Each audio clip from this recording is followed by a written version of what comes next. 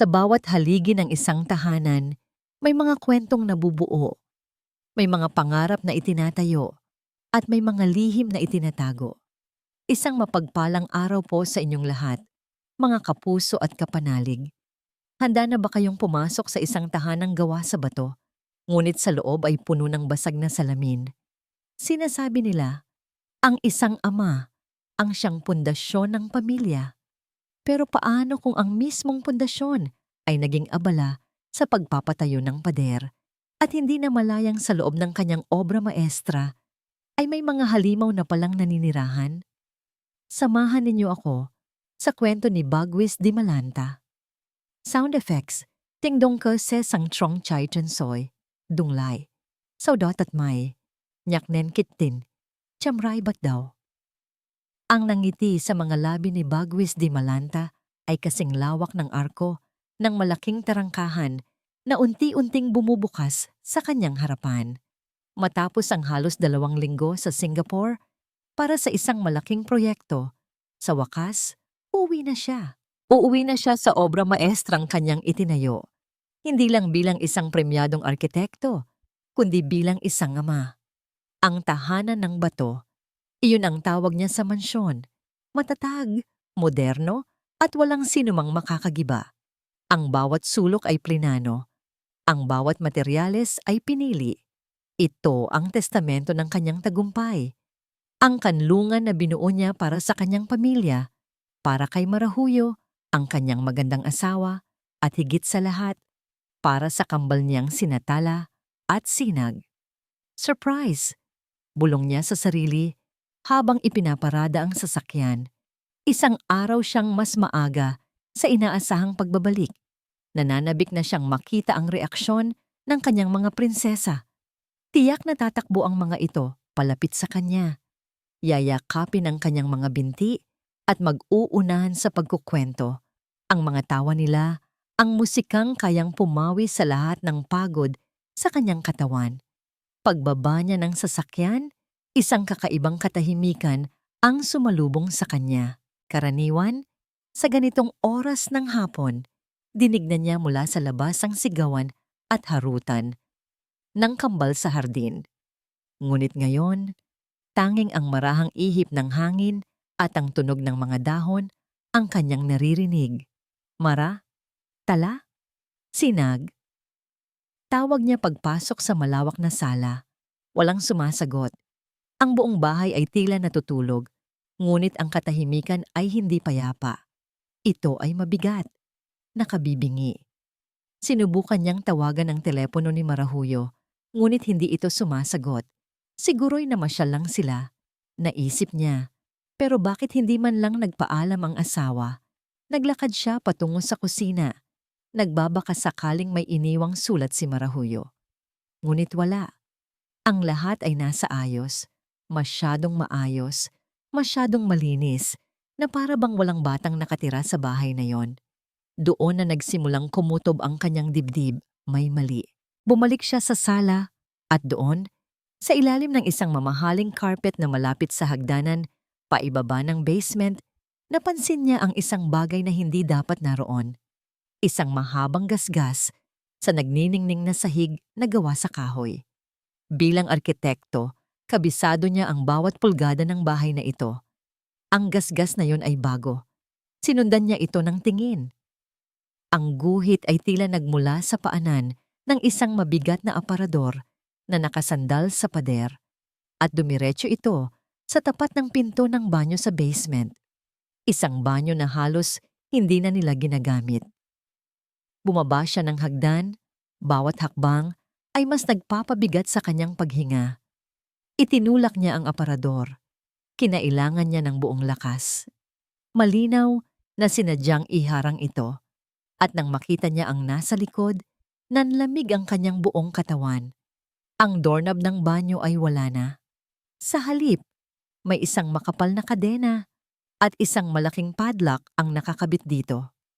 Mara, anong kalokohan to? Sigaw niya ngunit tanging alingawngaw ng sariling boses ang kanyang narinig. At noon, sa gitna ng katahimikan, may narinig siya. Isang mahinang-mahinang tunog.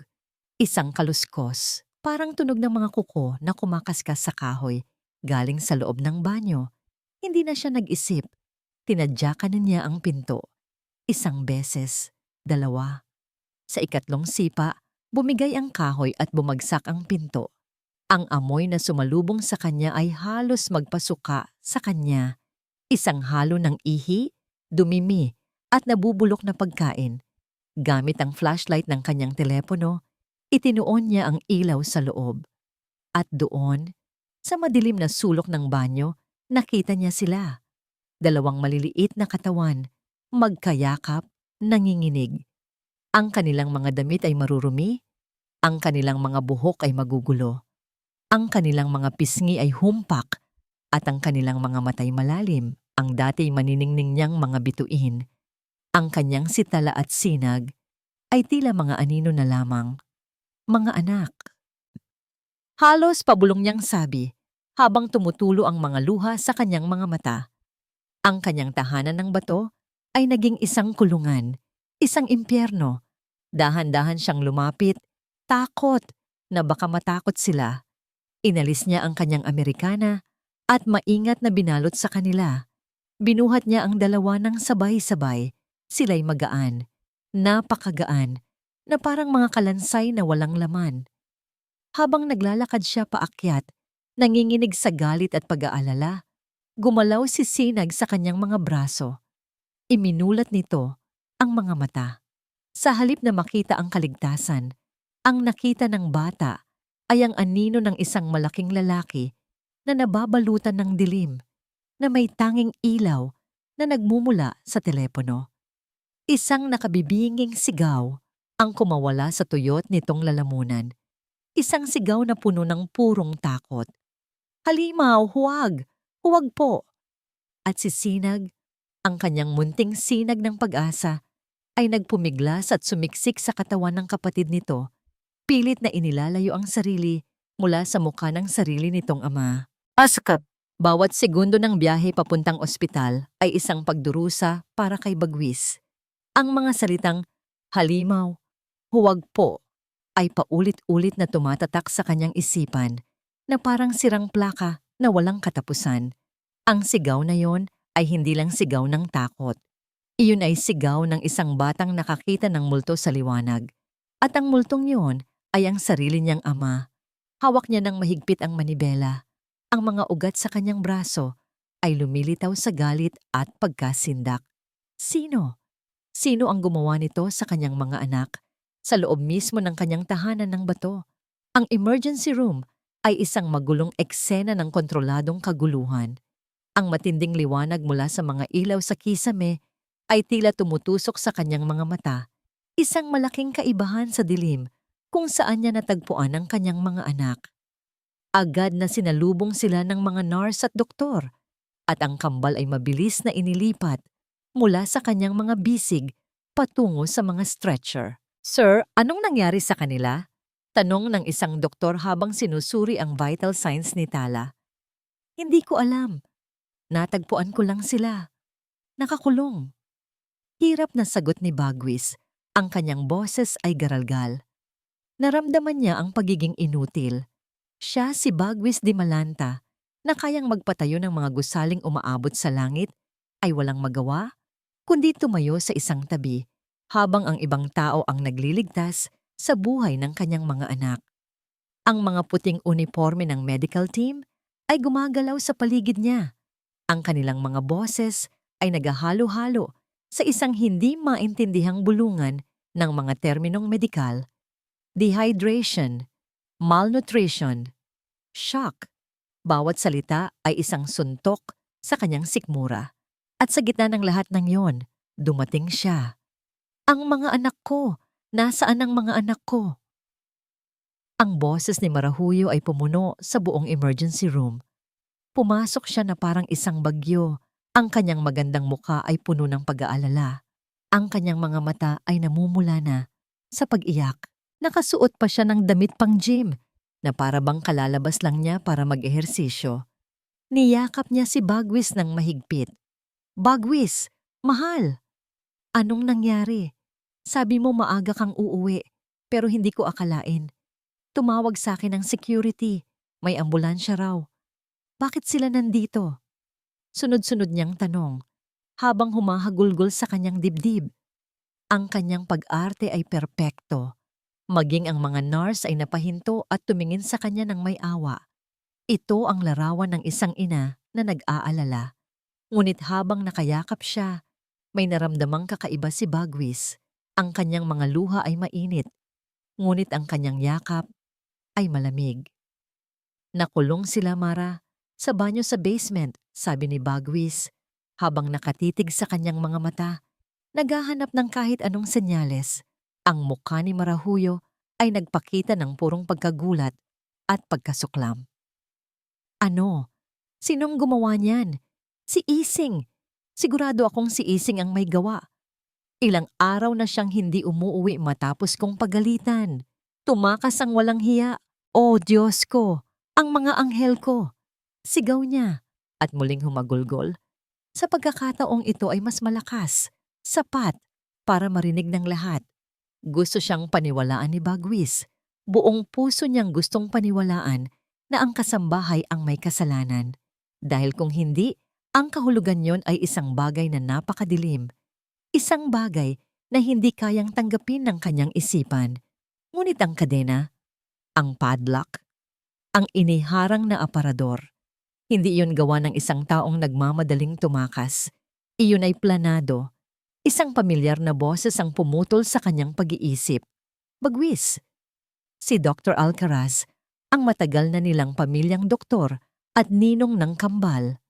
Kakausapin sana siya ni Bagwis nang biglang hinila siya nito palayo sa karamihan sa isang tahimik na sulok ng pasilyo. Nestor, kumusta sila? Tanong ni Bagwis. Ang kanyang boses ay nanginginig. Ang mukha ni Dr. Alcaraz ay seryoso. Walang bahid ng pagkukunwari. Mabubuhay sila, Bagwis. Malakas ang kambal. Pero kailangan mong malaman ito. Huminga siya ng malalim. Ang estado ng kanilang katawan, ang severe dehydration at chronic malnutrition. Hindi ito nangyari sa loob ng 2 o 3 araw. Tumingin siya ng diretso sa mga mata ni Bagwis. Pinag-uusapan natin dito ay linggo. Marahil ay halos 2 linggo na silang hindi nakakakain at nakakainom ng maayos. Ang mga salita ng doktor ay parang mga piraso ng yelo na tumusok sa puso ni Bagwis. 2 linggo. Eksakto ang haba ng panahon na wala siya sa bansa.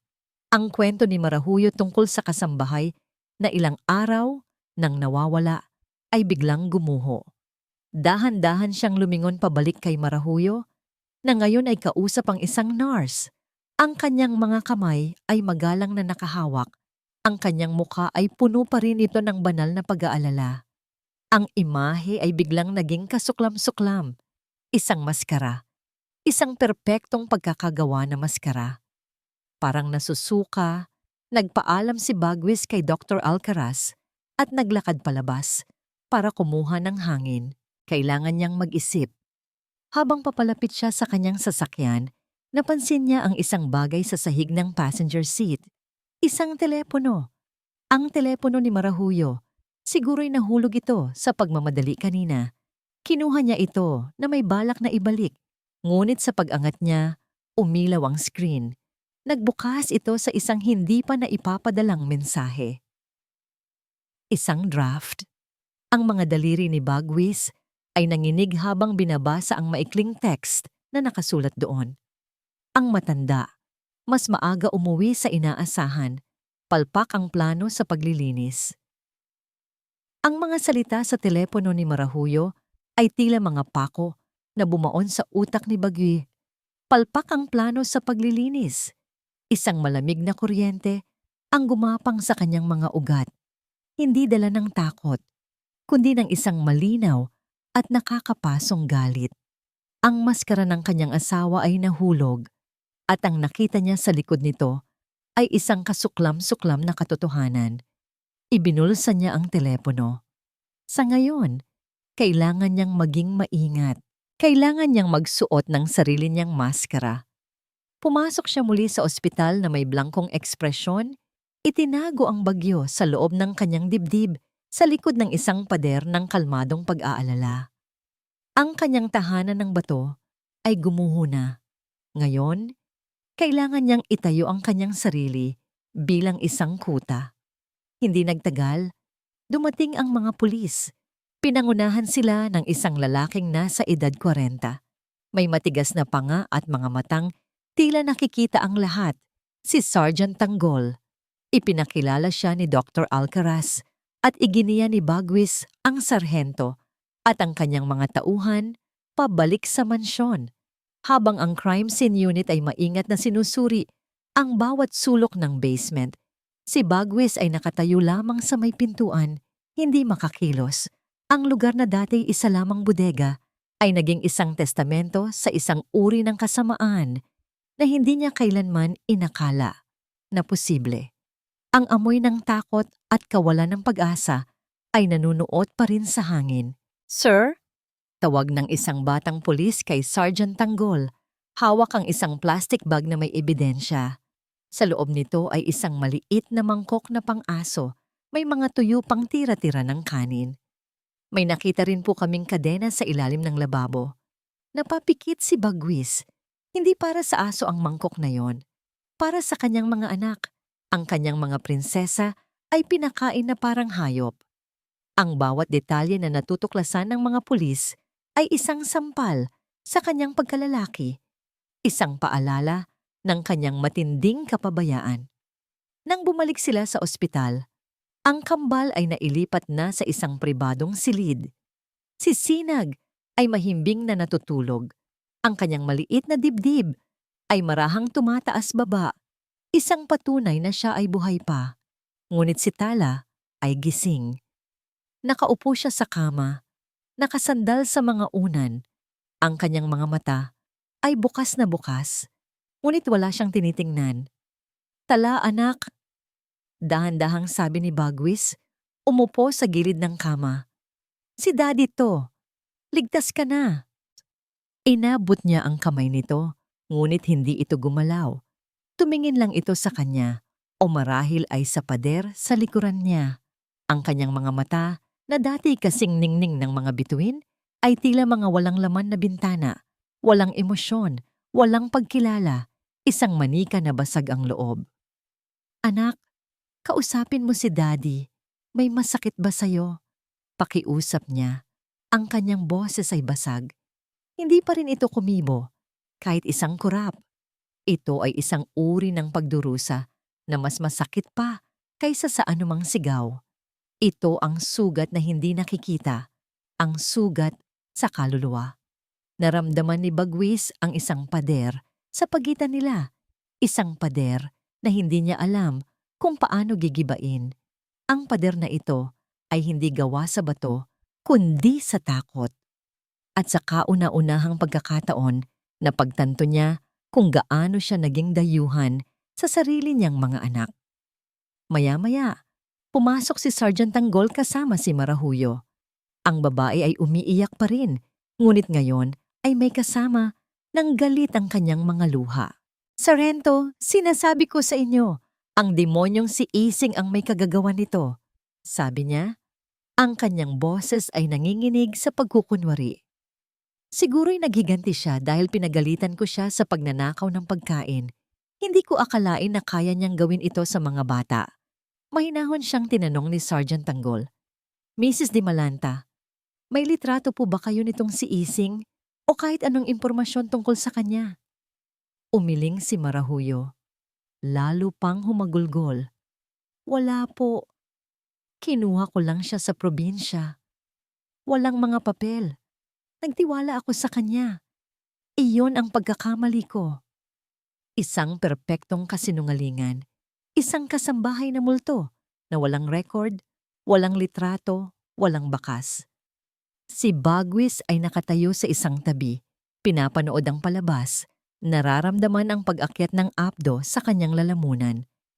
Gusto niyang sumigaw, isumbat ang lahat, ngunit pinigilan niya ang sarili. Kailangan niya ng matibay na ebidensya. Ang text message ay hindi sapat. Matapos ang interogasyon, Lumabas si Sergeant Tanggol at si Marahuyo. Naiwan muli si Bagwis kasama ang kanyang mga anak. Umupo siya sa pagitan ng dalawang kama. Isang hari sa isang wasak na kaharian. Pinagmasdan niya ang natutulog na mukha ni Sinag, naghahanap ng kapayapaan. Bigla, nagsimulang gumalaw si Sinag. Ang kanyang mukha ay nagpakita ng sakit. Nagsimula siyang umungol na parang nananaginip ng masama. At mula sa kanyang mga labi, lumabas ang mga salitang nagpatigil sa mundo ni Bagwis. Isang mahinang bulong, halos hindi marinig. Ngunit para kay Bagwis, ito ay kasing lakas ng isang kulog. Ang hagdan, si Mami Liag. Dugo. Nanigas si Bagwis sa kanyang kinauupuan. Liag, ang kanyang yumaong unang asawa. Ang opisyal na ulat, aksidente, nahulog sa hagdanan. Ngayon, ang mga salitang yon mula sa isang bata na nasa gitna ng isang bangungot ay nagbukas ng isang matagal ng nakasarang pinto. Isang pinto na hindi niya alam na dapat pala niyang katakutan. Sa loob ng malamig at puting banyo ng ospital, tinitigan ni Marahuyo ang sarili sa salamin. Maingat niyang pinunasan ang mga pekeng luha sa kanyang pisngi gamit ang tissue. Ang babaeng nakatingin pabalik sa kanya ay mukhang pagod, balisa, at wasak. Isang perpektong larawan ng isang inang nagdurusa. Isang obra maestra ng panlilinlang. Isang mapait na ngiti ang sumilay sa kanyang mga labi. Sanay na siyang magsuot ng maskara. Buong buhay niya, iyon ang naging sandata niya. Habang inaayos niya ang kanyang buhok, ang refleksyon niya ay tila nag-iba. Ang puting pader ng banyo ay naging puting uniforme ng isang nurse. Ang amoy ng sabon ay naging amoy ng antiseptic. Bumalik siya sa nakaraan, sa isang malaking silid, kung saan nakahiga ang isang babaeng may ngiti na kasing liwanag ng araw. Si Liag. Siya, si Marahuyo, ang personal nurse na kinuha para alagaan ang butihing asawa ng tanyag na arkitektong si Bagwis Di Malanta. Nakinakita niya ang lahat, ang marangyang buhay, ang mga mamahaling regalo. Ang pagmamahal na ipinapakita ni Bagwis kay Liag, isang pagmamahal na para kay Marahuyo ay isang insulto. Naalala niya ang lambot ng mga kamay ni Liag, mga kamay na hindi pa nakaranas ng hirap. Naalala niya ang kabaitan nito, isang kabaitan na para sa kanya ay pagmamataas. Si Liag, na may lahat ng bagay na pinangarap niya, ay tila isang anghel. At kinasusuklaman ni Marahuyo ang mga anghel. Dahil sa mundo niya, ang mga anghel ay laging nananalo, habang ang mga tulad niya ay laging naiiwang gumagapang sa putik. Salamat, Mara. Hindi ko alam ang gagawin ko kung wala ka, sabi ni Liag noon, habang inaabutan siya ng isang tasa ng tsa.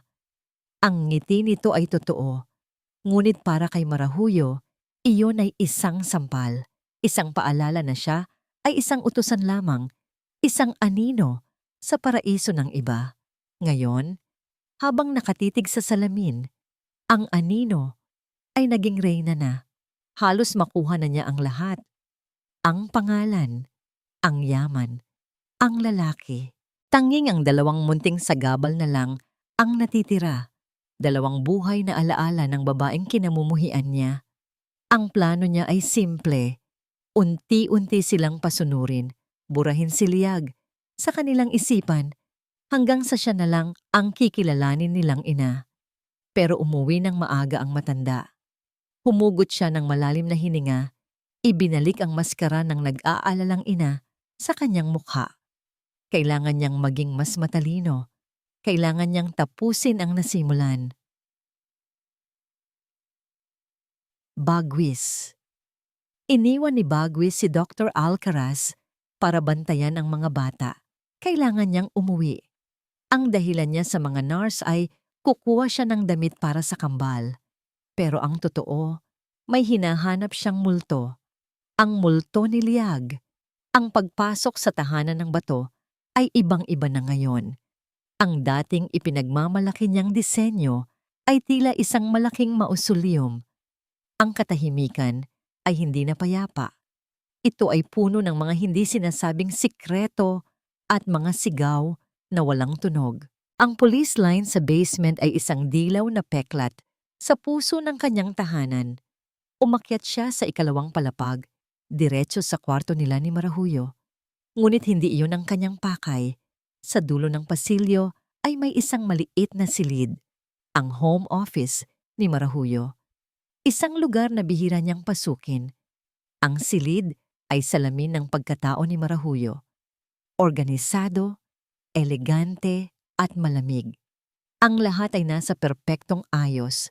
Sinimulan niyang buksan ang mga drawer ng antigong lamesa, mga papeles, mga resibo, walang kahit anong personal, hanggang sa napansin niya ang isang maliit na susi na nakasabit sa ilalim ng lamesa, halos hindi makita. Ginamit niya ito para buksan ang pinakailalim na drawer na kanina'y akala niya ay nakastuck lang. Sa loob, may isang lumang photo album. Ang pabalat ay gawa sa mamahaling katad. Ang album niliyag. Nanginginig ang kanyang mga kamay habang binubuklat niya ito. Naroon ang mga litrato ng kanilang kasal, ng kanilang mga biyahe, ng pagbubuntis ni Liag. Bawat litrato ay isang masayang alaala. Ngunit habang papalapit siya sa dulo, napansin niya ang isang bagay na nagpatindig ng kanyang mga balahibo. Ang mga huling litrato sa album, mga solo picture ni Liag na kuha ilang buwan bago ito mamatay, ay sinira. Ang magandang mukha ng kanyang unang asawa ay puno ng mga galos ng ballpen. Ang ilan ay may malalaking X na iginuhit sa ibabaw. Ang iba naman, ang mga mata ay kinulayan ng itim na tinta na para bang binubura ang kaluluwa nito. Ito ay gawa ng isang taong puno ng matinding galit at inggit. Hawak niya ang album. Ang katotohanan ay parang lason na kumakalat sa kanyang sistema. Hindi aksidente ang pagkamatay ni Liag, at ang babaeng gumawa nito ay ang babaeng natutulog sa tabi niya gabi-gabi. Ang babaeng tinawag ng kanyang mga anak na mama. Sa gitna ng kanyang pagkakatulala, isang marahang kaluskos mula sa kanyang likuran ang pumutol sa katahimikan. Nanigas as ang kanyang mga kamay na nakahawak sa album. Hindi niya kailangang lumingon para malaman kung sino yon. Ang pabango. Ang pamilyar na pabango ni Marahuyo na dating nagbibigay sa kanya ng kapayapaan, ngayon ay tila amoy ng kamandag. Dumating ito nang walang tunog, tulad ng isang mandaragit. Dahan-dahan na parang gumagalaw sa ilalim ng tubig, ipinihit niya ang kanyang katawan. At naroon nga siya, nakatayo sa may pintuan. Wala na ang maskara ng nag-aacting na ina. Ang mga mata niya ay hindi na namumugto sa pekeng pag-iyak. Ang mga ito'y malamig, matalim, at walang emosyon, tulad ng mga mata ng isang ahas na nagmamasid sa kanyang biktima bago ito tuklawin. Sa isang kamay, hawak niya ang isang mabigat na paperweight na gawa sa salamin, ang paborito niyang palamuti sa lamesa. Hindi niya ito iwinawasiwas. Kalmado lang itong nakababa sa kanyang tagiliran, ngunit ang paraan ng pagkakahawak niya rito ay nagsasabing handa niya itong gamitin. Ang nangiti sa kanyang mga labi ay tuluyan ng naglaho, pinalitan ng isang blangkong linya. Tumingin siya sa album na hawak ni Bagwis at pagkatapos ay sa mga mata nito. At sa isang boses na kasing lamig ng yelo, nagtanong siya, "Ano ang hinahanap mo rito, mahal?" Ang tanong ni Marahuyo ay hindi isang tanong. Ito ay isang hatol, isang pader na bakal na biglang humarang sa lahat ng posibleng pagtakas. Ang tibok ng puso ni Bagwis ay umalingaw-ngaw sa kanyang tainga. Naramdaman niya ang malamig na pawis na namumuo sa kanyang batok, ngunit pinilit niyang kontrolin ang kanyang paghinga. Isang maling galaw, isang maling salita, at ang paperweight na yon ay maaaring lumapag sa kanyang ulo. Kailangan niyang mag-isip. Mabilis. Ang galit ay hindi niya magiging sandata ngayon. Ang kailangan niya ay ang parehong lamig na ipinapakita nito. Dahan-dahan niyang isinara ang photo album, inilapag ito sa lamesa na parabang isa lamang itong ordinaryong bagay at tumingin ng diretso sa mga mata ni Marahuyo. Mga titulo ng lupa. Kalmado niyang sagot. Ang kanyang boses ay mas matatag kaysa sa kanyang nararamdaman. May kliyente akong tumawag kanina. Hinahanap ang kopya ng titulo ng lote sa Tagaytay. Akala ko'y naitabi mo rito. Ito ay isang kasinungalingan. Ngunit ito ang pinakaluhikal na dahilan na pumasok sa kanyang isip. Isang bagay na may kinalaman sa trabaho. Isang bagay na walang emosyon. Pinagmasdan siya ni Marahuyo. Ang mga mata nito ay hindi kumukurap. Sinusuri ang bawat galaw ng kalamnan sa kanyang mukha. Ilang segundo ang lumipas na tila isang walang hanggan. Pagkatapos, dahan-dahan, ibinaba nito ang paperweight pabalik sa lamesa. Ngunit ang tensyon sa silid ay hindi nawala. Nasa safety deposit box sa bangko ang mga yon, mahal. Sabi nito, ang boses ay bumalik sa pagiging malambing, ngunit mayroon pa ring pahiwatig ng yelo. Alam mo yan, masyado ka sigurong pagod kaya nakakalimutan mo na. Lumapit ito sa kanya. Inayos ang kwelyo ng kanyang polo. Ang pagdampi ng mga daliri nito sa kanyang leeg ay nagpadala ng kilabot sa kanyang buong katawan. Hayaan mo na ang trabaho. Ang kailangan mong isipin ay ang mga bata. Ako na ang bahala sa lahat dito. Ang mga salitang iyon na dati nagbibigay sa kanya ng kapanatagan ay isa na ngayong banta. Ako na ang bahala. Tama ka, sabi ni Bagwis, dahan-dahang umatras. Kukuha lang ako ng mga damit nila at babalik na rin agad sa ospital. Tumango si Marahuyo. Isang matamis na ngiti na ngayon ang nasa kanyang mga labi. Ngunit ang ngiting iyon ay hindi na umabot sa kanyang mga mata. Sige, mahal, mag-ingat ka sa pagmamaneho. Nagmamadaling umalis si Bagwis sa silid na yon. Pakiramdam niya ay nakatakas siya mula sa kulungan ng isang leon. Habang naglalagay siya ng mga damit ng kambal sa isang bag, alam niyang bawat galaw niya ay pinagmamasdan. Ang tahanan ng bato ay teritoryo na ng kalaban. Sa ospital, nadatnan niyang kausap ng isang babaeng nakaunipormeng pangdoktor ang natutulog na si Sinag. Mr. Di Malanta, bati nito, may mahinahong ngiti. Ako po si Dr. Reyes, isang child psychologist. Tinawagan ako ni Dr. Alcaraz para tingnan ang kambal. Tumango si Bagwis, nagpapasalamat. Salamat, doktora. Si Tala po, hindi pa rin siya nagsasalita. Normal po yan sa mga kaso ng matinding trauma. Ito po ay tinatawag na selective mutism. Paliwanag ni Dr. Reyes. Binibigyan natin sila ng ibang paraan para mailabas ang kanilang nararamdaman. Kanina, binigyan ko si Tala ng papel at Crayola. Iginiya siya ng doktora sa isang maliit na mesa sa tabi ng bintana.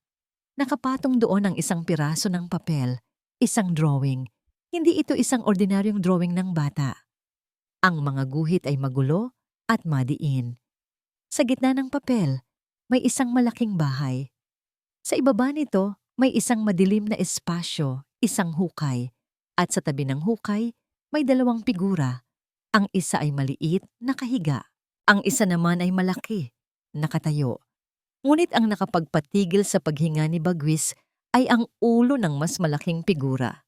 Mula rito ay may dalawang matulis na guhit na nakaturo pa itaas na parang sungay. At ang figurang may sungay ay nakaguhit na tinutulak ang mas maliit na figura pababa sa madilim na hukay. Sino sa tingin ninyo ang mga ito, Mr. Di Malanta? Mahinang tanong ng doktora. Hindi makasagot si Bagwis. Ang hukay ay ang basement. Ang babaeng may sungay. Ang babaeng may sungay ay ang halimaw sa bangungot ni Sinag. Ang halimaw na bumasag sa kaluluwa ni Tala. May isa pa siyang ginuhit, sabi ni Dr. Reyes habang kinukuha ang isa pang papel mula sa kanyang folder. Ito ay mas bago. Katatapos lang niya bago kayo dumating. Inilahad nito ang pangalawang drawing. Nakatayo pa rin doon ang babaeng may sungay. Ngunit sa pagkakataong ito, hindi na sa tabi ng hukay. Nakatayo ito sa tabi ng isang kama ng ospital kung saan may dalawang batang nakahiga. At sa kamay ng babaeng may sungay, may hawak itong isang mahabang bagay na may matulis na dulo. Isang hiringgilya. Biglang nagring ang telepono ng doktora. "Excuse me lang po." Habang kausap nito, ang nasa kabilang linya, si Bagwis ay nakatitig sa drawing, ang kanyang isip ay naglalaro. Isang hiringgilya? Bakit? Bakit? At bigla, naunawaan niya ang lahat. Ang pag-aalala ni Marahuyo, ang pagiging matulungin nito, ang pag-insista nito na siya na ang bahala. "Darating na ako para dalawin ang mga bata." Iyon ang huling sinabi nito bago siya umalis ng bahay. Hindi iyon pagdalaw. Iyon ay pagtatapos ng trabaho. Isang malamig na takot ang bumalot sa kanyang puso. Tumingin siya sa relo. Papunta na siya rito.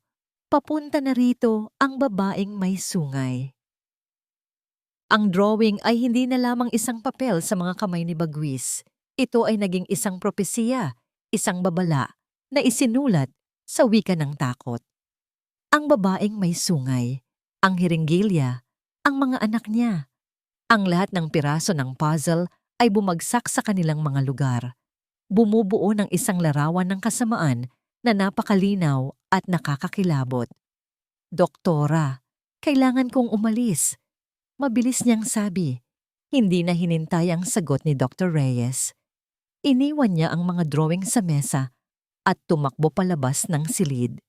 Bawat hakbang niya sa pasilyo ay isang karera laban sa oras. Ang bawat segundong nasasayang ay isang segundong mas malapit si Marahuyo sa kanyang mga anak.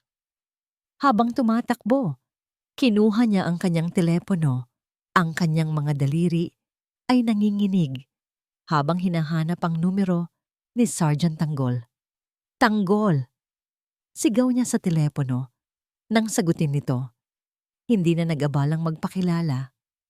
"Pumunta kayo sa ospital. Ngayon na. Si Marahuyo, may gagawin siyang masama sa mga anak ko." "Teka, Bagwis, huminahon ka. Anong nangyayari?" Tanong ng sarhento sa kabilang linya. Ang kanyang boses ay kalmado ngunit alerto. "Wala nang oras para magpaliwanag. Bilisan niyo." Sigaw ni Bagwis bago patayin ang tawag. Sumakay siya sa kanyang sasakyan. Ang makina ay umungol na parang isang hayop na nasasaktan. Pinaharurot niya ito palabas ng parking lot. Hindi na alintana ang mga busina ng ibang sasakyan. Ang mga kalye ng lungsod ng Hiraya ay naging isang malaking balakid. Ang bawat pulang ilaw ay isang insulto. Ang bawat mabagal na sasakyan sa kanyang harapan ay isang kaaway. Samantala, sa pribadong silid ng ospital, pumasok si Marahuyo na may dalang isang basket ng prutas at isang malaking teddy bear. Ang kanyang nangiti ay kasing tamis ng pulot, ngunit ang kanyang mga mata ay kasing lamig ng bakal. "Nurse, kamusta na po ang mga alaga ko?" Malambing niyang tanong sa nurse na nag-aayos ng dextrose ni Sinag. "Mabuti naman po, ma'am. Stabilized na po sila. Kailangan lang po talaga nila ng pahinga," sagot ng nurse. "Salamat sa Diyos," sabi ni Marahuyo. "May kasamang pekeng paghinga ng ginhawa. Alam mo, mukhang pagod ka na. Bakit hindi ka muna magkape? Ako na muna ang magbabantay sa kanila. Gusto ko silang masolo." Medyo nag-atubili ang nurse, ngunit ang aura ni Marahuyo, ang kanyang mamahaling damit, ang kanyang magandang mukha, ang kanyang tila totoong pag-aalala, ay nakakakumbinsi. Sige po, ma'am. Sandali lang po ako." Nang makalabas ang nurse, ang matamis na ngiti ni Marahuyo ay naglaho. Inilapag niya ang basket ng prutas sa sahig. Lumapit siya sa kama ni Sinag na mahimbing pa ring natutulog. "Alam mo, bata ka." Bulong niya, ang kanyang boses ay isang nakakalason na himig. "Sana nanahimik ka na lang. Sana naging kasing tahimik ka na lang ng kapatid mo." Mula sa bulsa ng kanyang eleganteng blazer, inilabas niya ang isang maliit na hiringgilya na puno ng isang malinaw na likido. Isang malakas na dosis ng pampakalma. Sapat na para patulugin ang isang bata ng tuluyan. "Mas mabuti nang matulog ka na lang. para makasama mo na ang tunay mong ina. Bulong niya habang dahan-dahang inilalapit ang karayom sa tubo ng dextrose ni Sinag. Sa labas, ang sasakyan ni Bagwis ay humarurot papasok. Sa emergency entrance ng ospital, tumalon siya palabas ng sasakyan bago pa man ito tuluyang huminto, ang kanyang puso ay dumadagundong sa kanyang dibdib. Tinakbo niya ang mga hagdan, 2 baitang sa bawat hakbang. Ang kanyang mga baga ay nag-aapoy. Sinag! Tala! Sigaw niya habang tumatakbo sa pasilyo. Sa loob ng silid, narinig ni Marahuyo ang sigaw. Ang kanyang mga mata ay nanlaki sa gulat. Walang oras. Kailangan na niyang tapusin ito. Hinawakan niya ang tubo ng dextrose. Ang dulo ng karayom ay ilang milimetro na lang ang layo. Paalam! Bulong niya. Bang! Bumukas ang pinto ng malakas. Bumangga sa pader. Nakatayo roon si Bagwis. Ang kanyang mukha ay nababalutan ng pawis at galit. Ang kanyang mga mata ay nag-aapoy. Nakita niya ang eksena. Si Marahuyo, ang hiringgilya, ang walang kamalay-malay niyang anak. Ang drawing, ang propesiya, lahat ay nagkakatotoo.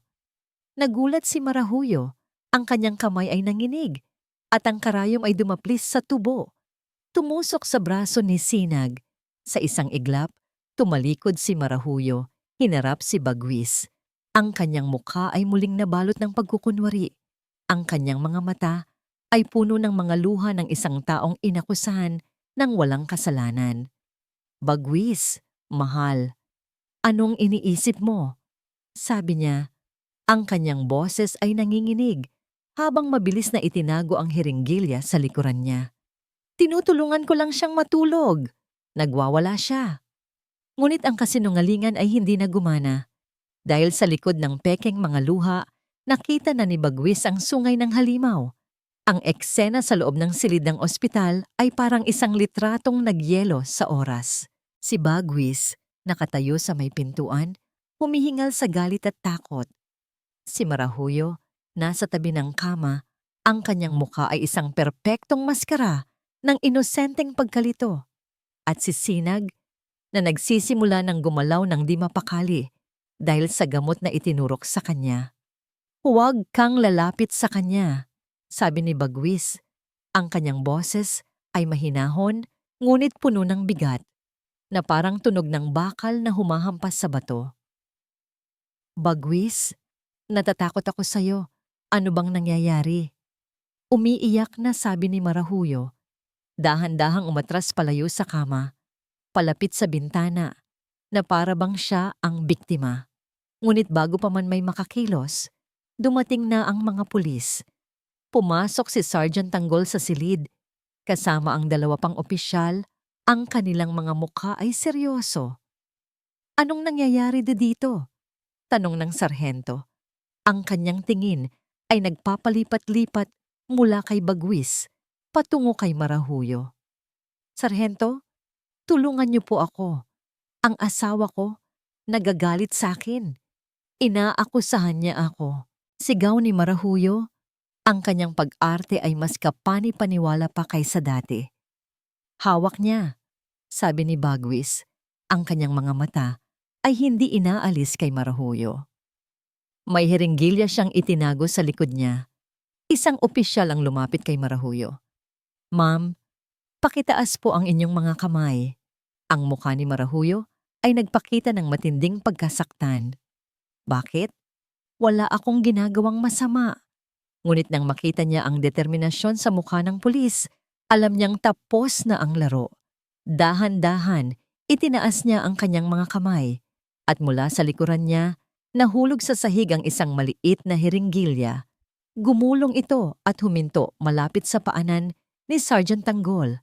Ang tunog ng pagbagsak nito sa sahig ay kasing lakas ng isang putok ng baril sa tahimik na silid. Iyon ang katapusan, ang ebidensya. Habang kinukuha ng isang opisyal ang hiringgilya at pinuposa si Marahuyo, si Bagwis ay tumakbo sa tabi ni Sinag, sumisigaw ng tulong sa mga nurse. Ang buong silid ay napuno ng kaguluhan. Base sa impormasyon mo, Bagwis, At sa nakita naming ito, kailangan naming dalhin ang asawa mo sa istasyon, sabi ni Sergeant Tanggol. Pero kailangan pa natin ng mas matibay na ebidensya para ikonekta ang lahat. Ang sabi mo, may alam ka kung saan kami pwedeng maghanap? Tumango si Bagwis. Ang kanyang mga mata ay puno ng isang bagong determinasyon. Ang opisina niya sa bahay, ang ilalim na drawer ng kanyang lamesa. Pero hindi lang yon, mayroon pa. Tumingin siya kay Tanggol. Ang safety deposit box niya sa bangko. May hinala akong nandoon ang lahat ng sikreto niya. Dahil sa bigat ng sitwasyon, mabilis na nakakuha ng search warrant si Sergeant Tanggol, habang si Marahuyo ay dinadala sa presinto para sa interogasyon. Si Tanggol at ang kanyang mga tauhan, kasama si Bagwis, ay nagtungo sa bangko. Ang pagbubukas ng metal na kahon ay parang pagbubukas ng isang kabaong. Sa loob, ang inaasahan ni Bagwis na mga titulo ng lupa o alahas ay hindi naroon. Sa halip, ang laman nito ay mga papel, mga lumang dokumento, at isang manipis na leather-bound na diary. Binuksan ni Sergeant Tanggol ang diary. Ang sulat kamay ay maganda at pino, ngunit ang mga salita ay puno ng lason. Ito ang tala-arawan ni Marahuyo. Binasa ni Tanggol ng malakas ang isang pahina. Ang kanyang boses ay walang emosyon, ngunit ang bawat salita ay tumatagos. Lahat ay nasa kanya na. Ang pangalan, ang yaman, ang pagmamahal ni Ama. Kahit na ako ang mas matalino, mas maganda, at mas nararapat, palagi na lang si Liyag, ang paborito, ang legal. At ako ang bastarda, ang sikreto, ang anino na nakatago sa probinsya. Nanlamig si Bagwis. Ama, anong ibig sabihin nito? Ipinagpatuloy ni Tanggol ang pagbabasa. Pero ngayon, narito ako. Sa loob ng kanyang bahay, araw-araw, nakikita ko ang buhay na dapat ay sa akin. At unti-unti, kukunin ko ang lahat, simula sa kanyang asawa, hanggang sa kanyang hininga. Pagkatapos, kinuha ni Tanggol ang isang lumang birth certificate mula sa kahon. Ang mga pangalan dito ay halos kupas na. Pangalan ng bata, Marahuyo Ilustre. Pangalan ng ina, Caridad. Ilustre pangalan ng ama, Don Emilio Valderrama. Nanlaki ang mga mata ni Bagwis. Valderrama, iyon ang apelyido ni Liyag sa pagkadalaga. Don Emilio Valderrama, ang kanyang biyenan. Hindi maaari. Bulong ni Bagwis. Mukhang maaari, Mr. Di Malanta, sabi ni Sergeant Tanggol habang ipinapakita ang isa pang dokumento. Isang kopya ng birth certificate ni Liyag. Ang pangalan ng ama ay pareho.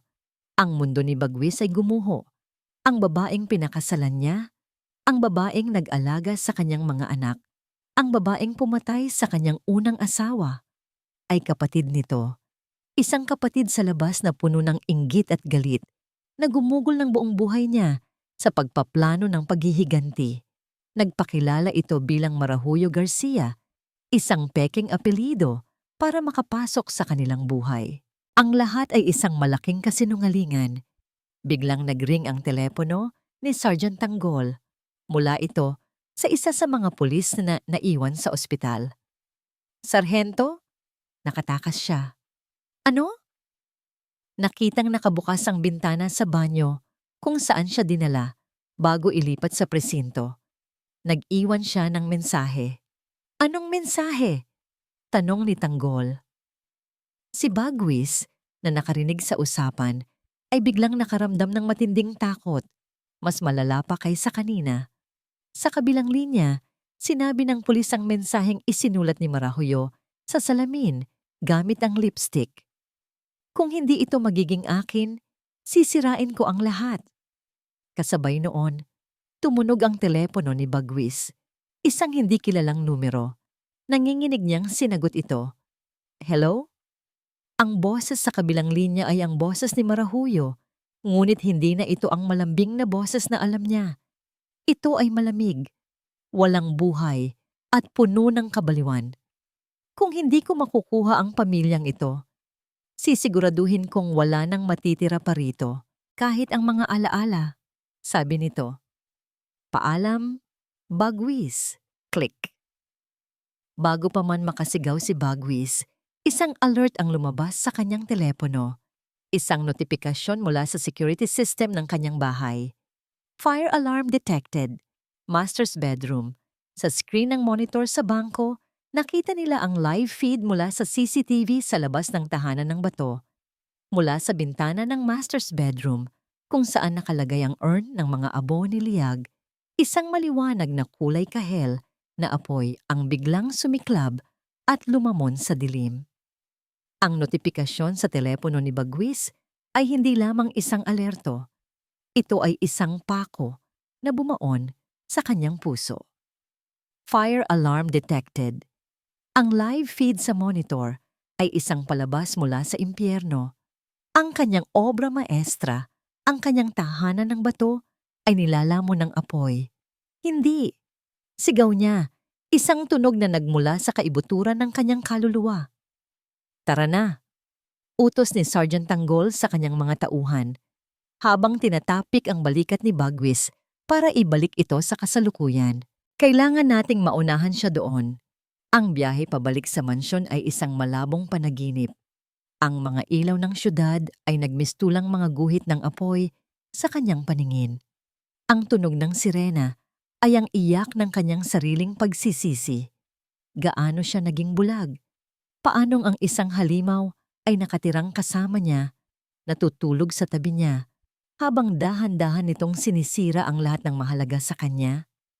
Mula pa lang sa malayo, tanaw na nila ang kulay kahel na liwanag na pumapailan lang sa kalangitan ng gabi. Ang usok ay makapal, amoy ng nasusunog na kahoy, plastik at mga pangarap. Pagdating nila sa tarangkahan, ang tahanan ng bato ay isa ng nagngangalit na siga. Ang mga bumbero ay nandoon na. Sinusubukang labanan ng isang kalaban na tila hindi matatalo. Bumaba si Bagwis mula sa sasakyan ng pulis. Ang kanyang mga mata ay nanlalaki sa tanawing nasa harapan niya. Ang bawat bintana ay isang bibig na bumubuga ng apoy. Ang matitibay na pader na kanyang idinisenyo ay unti-unting nangitim at nagiging abo. At sa gitna ng lahat ng iyon, sa balkonahe ng kanilang master's bedroom, ang pinagmumulan ng pinakamalaking apoy, nakita niya siya. Nakatayo si Marahuyo, ang kanyang puting bestida ay iwinawagayway ng mainit na hangin na para siyang isang anghel ng pagkawasak. Hindi siya sumisigaw, hindi siya natataranta. Sa halip, ang kanyang ulo ay nakatingala at mula sa kanyang lalamunan ay lumalabas ang isang tunog na mas nakakatakot kaysa sa ragasan ng apoy. Isang halakhak, isang baliw, at matagumpay na halakhak na tumatagos sa ingay ng mga sirena at ng mga sigawan. Nakikita niya ang kagandahan sa pagkawasak na ito. Ito ang kanyang huling pagtatanghal, ang kanyang tagumpay. Marahuyo! Sigaw ni Bagwis, isang sigaw na puno ng galit at kawalan ng pag-asa. Lumingon ito sa kanya. Ang nangiti sa mga labi nito ay maniyako. Itinuro nito ang loob ng nasusunog na silid. Tingnan mo, Bagwis, ang ganda. 'Di ba? Ang abo para sa abo. Tinutupad ko lang ang nararapat para kay Liag. Ang mga abo ni Liag, ang urn, nasa loob iyon ng silid. Iyon ang huling pisikal na alaala ng kanyang unang pag-ibig. Huwag. Isang bagay sa loob ni Bagwis ang nabali. Hindi na siya nag-isip. Ang arkitekto, ang ama, ang lalaki, lahat ay nawala. Ang natira na lang ay isang taong gustong iligtas ang huling piraso ng kanyang nakaraan. Sinugod niya ang apoy. Hindi alintana ang sigaw ng mga pulis at bumbero sa kanyang likuran. Pumasok siya sa pangunahing pinto. Ang init ay nakakapaso. Ang usok ay nakakasakal. Ang bawat paghinga ay isang paghihirap. Ngunit nagpatuloy siya, paakyat sa engrandeng hagdanan na ngayon ay nilalamon na ng apoy. Narating niya ang master's bedroom, ang silid, ay isang nagbabagang impyerno. Nakatayo pa rin si Marahuyo sa balkonahe, tila isang reyna sa kanyang nag-aapoy na trono. Sa tabi ng kama, sa ibabaw ng isang maliit na mesa, nakita niya ang urn na gawa sa marmol. Hindi pa ito natutupok. Tumakbo siya para kunin ito, ngunit humarang si Marahuyo. Hindi mo siya makukuha. Sigaw nito, ang kanyang mga mata ay nanlilisik sa kabaliwan. Kung hindi ako pwedeng maging reyna ng bahay na to, walang matitirang reyna. Sinubukan nitong agawin ang urn. Nagpambuno sila sa gitna ng nagngangalit na apoy. Ang init ay dumadampis sa kanilang mga balat. Ang mga piraso ng nasusunog na kisame ay bumabagsak sa kanilang paligid. Hindi ito isang laban ng lakas, kundi isang laban ng desperasyon. Naitulak ni Bagwis si Marahuyo. Nahawakan niya ang urn. Mainit ito, ngunit hindi niya binitawan. Yayakapin na sana niya ito nang mahigpit ng isang malakas na tunog ang umalingaw-ngaw. Ang tunog ng kahoy na nabibiyak. Tumingala sila. Ang malaking chandelier sa gitna ng silid, kasama ang isang malaking bahagi ng nasusunog na bubong, ay bumabagsak. Sa isang iglap, itinulak ni Bagwis ang sarili paatras, papalayo sa panganib, yakap-yakap ang urn. Bumagsak ang nag-aapoy na mga debris.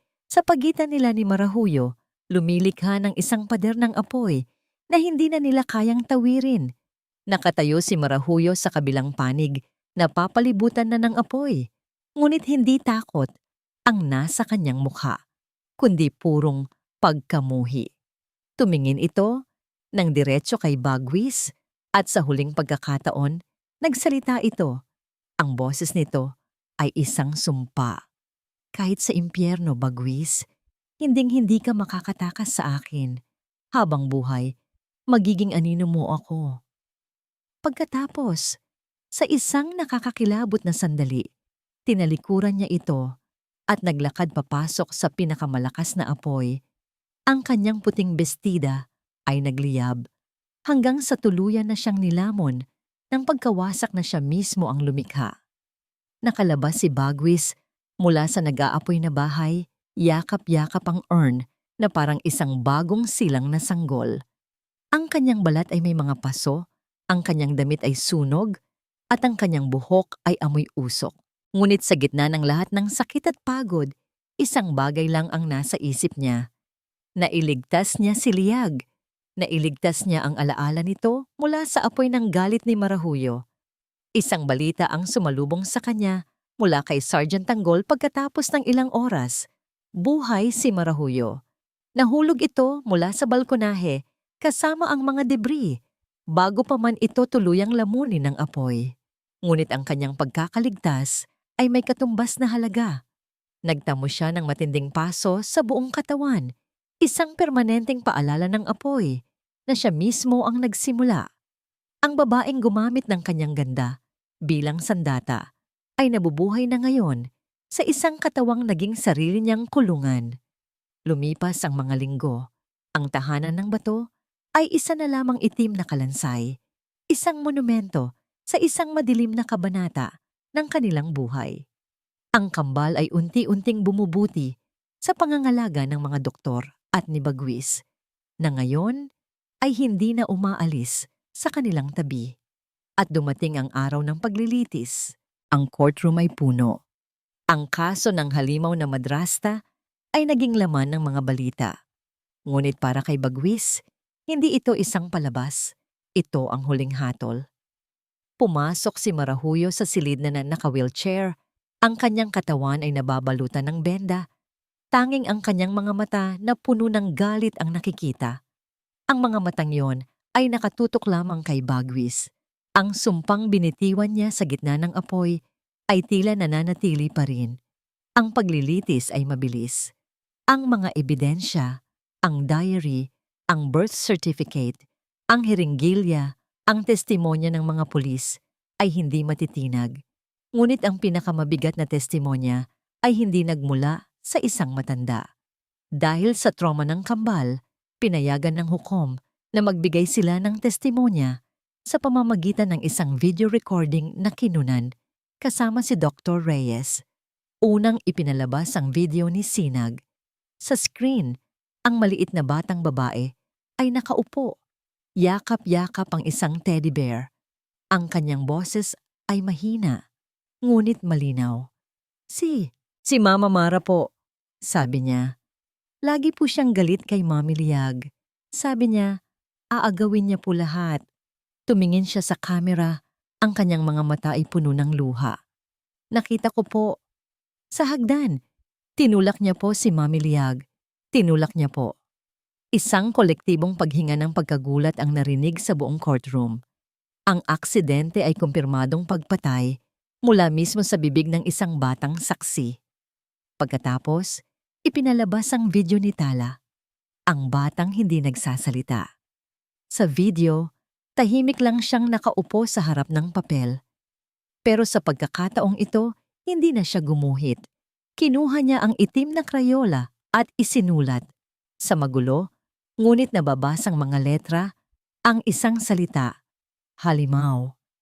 Iyon lang, isang salita. Ngunit sapat na yon para hatulan ng isang demonyo. Tumayo si Bagwis para magbigay ng kanyang sariling salaysay. Hindi niya sinubukang ipagtanggol ang sarili. Inamin niya ang lahat. Ako po ay naging abala, sabi niya. Ang kanyang boses ay basag. Habang nakatingin sa hukom, naging abala ako sa pagpapatayo ng isang bahay na bato. Pero nakalimutan kong magtayo ng isang tunay na tahanan. Ang aking kapabayaan, ang aking pagiging bulag, ang nagbigay daan para mangyari ang lahat ng ito. Tumingin siya sa nakabendang figura ni Marahuyo. Hindi ko po hinihingi ang kapatawaran. Hinihingi ko lang po ang hustisya para sa aking asawang si Liag at para sa aking mga anak na ninakawan niya ng kanilang kamusmusan. Ang hatol ay ibinaba. Guilty. Reclusion perpetua. Habang buhay na pagkabilanggo para sa mga krimen ng murder, frustrated murder, at child abuse. Habang inilalabas si Marahuyo mula sa courtroom, ang mga mata nito ay nakatitig pa rin kay Bagwis. Walang pagsisisi, tanging purong galit. Ngunit sa pagkakataong ito, hindi na natakot si Bagwis. Ang anino ay nawalan na ng kapangyarihan. Paglabas ni Bagwis sa gusali ng korte, sinalubong siya ng sikat ng araw. Isang liwanag na matagal na niyang hindi napapansin. Sa di kalayuan, naghihintay ang sasakyan kung nasaan ang kanyang mga anak, kasama si Dr. Alcaraz. Naglakad siya papalapit. Pagbukas niya ng pinto, ang dalawang pares ng mga mata ay sumalubong sa kanya. Nakita niya ang takot na unti-unting napapalitan ng pag-asa. Dahan-dahan, iniabot ni Tala ang kanyang maliit na kamay. Hindi para itulak siya palayo, hindi para manakit, kundi para hawakan ang kanyang kamay. At sa unang pagkakataon, sa loob ng napakatagal na panahon, hinawakan ni Bagwis ang kamay ng kanyang anak at naramdaman niya hindi ang malamig na bato, kundi ang init ng isang bagong simula. 6 na buwan ang lumipas. Ang lungsod ng Hiraya ay pareho pa rin. Ngunit para kay Bagwis, ang mundo ay isang ganap ng ibang lugar. Ang abo ng tahanan ng bato ay matagal nang nilinis. Ang lote ay naibenta na. Sa lugar nito, isang bagong buhay ang kanilang sinimulan sa isang bahay na mas maliit, gawa sa kahoy at salamin, at napapaligiran ng isang hardin na puno ng mga bulaklak. Isang bahay na hindi idinisenyo para maging isang monumento, kundi para maging isang tunay na kanlungan. Sa kusina, ang dating maestro ng blueprint ay kalaban ngayon ng isang kawali. Sinusubukan ni Bagwis na magluto ng almusal. Ang amoy ng bahagyang sunog na sinangag ay pumuno sa hangin, kasabay ng maliliit na halakhak mula sa kanyang 2 kritiko na nakaupo sa mesa. "Daddy, sunog na naman yung itlog," tawa ni Sinag habang tinatakpan ang kanyang bibig. Sa tabi niya, si Tala ay hindi nagsasalita. Ngunit isang maliit na ngiti ang nakaguhit sa kanyang mga labi. Isang ngamang ngiti na para kay Bagwis ay mas mahalaga pa kaysa sa lahat ng parangal na natanggap niya sa buong buhay niya. Pasensya na mga boss, sabi ni Bagwis habang kinakamot ang kanyang ulo at inililipat ang sunog na itlog sa isang plato. Bukas, mas gagalingan na ni Daddy. Ang kanilang umaga ay simple. Walang mga yaya, walang mga driver, sila-sila lang. Natutunan ni Bagwis na maglaba, magluto, at higit sa lahat, natutunan niyang magtirintas ng buhok. Isang gawain na mas komplikado pa kaysa sa pagdisenyo ng isang skyscraper. Ang bawat buhol, bawat suklay, ay isang paraan para sabihing, narito ako, hindi na ako aalis. Pagkatapos ng almusal, nagtungo sila sa isang tahimik na lugar sa labas ng syudad. Isang memorial park na natatanaw ang mga burol. Lumapit sila sa isang simpleng lapida na gawa sa puting marmol. Liyag Valderrama, di malanta isang ilaw, isang ina, isang pag-ibig. Umupo si Bagwis sa damuhan habang inilalagay ng kambal ang mga sariwang bulaklak na pinitas nila mula sa kanilang hardin. Hinaplos niya ang malamig na bato. Patawarin mo ako, Liyag. Bulong niya. Hindi sa lapida, kundi sa hangin, sa alaala nito. Patawad kung naging bulag ako. Patawad kung hinayaan kong mangyari ang lahat. Pero pinapangako ko sa'yo, mula ngayon, aalagaan ko sila. Aalagaan ko ang ating mga bituin. Lumapit si Sinag at niyakap ang kanyang binti. Hi, Mami Liyag. Okay na po kami ni ate. Si Daddy na po ang nagluluto ng itlog. Sunog po lagi, sabi nito. At isang maliit na ngiti ang sumilay sa mukha ni Bagwis. Si Tala naman ay lumuhod at dahan-dahang pinunasan ang isang tuyong dahon na dumapos sa pangalan ng kanyang ina. Isang tahimik na kilos ng pagmamahal na nagsasabi ng lahat. Nang hapon na yon, sa kanilang bagong bakuran, ang hangin ay puno ng tunog ng kanilang mga halakhak. Naglalaro sila ng habulan. Si Sinag na mabilis at malikot. At si Tala na sa wakas ay tumatakbo na rin ng may ngiti. Ang kanyang mga mata ay nagniningning sa ilalim ng ginintoang sinag ng araw. Umupo si Bagwis sa isang upuan sa beranda. Hawak ang isang tasa ng kape. Pinapanood sila. Pinanood niya silang magtago sa likod ng mga puno, habulin ng isa't isa, at maglaro sa mga anino ng papalubog na araw. Mga anino na hindi na nila kinatatakutan.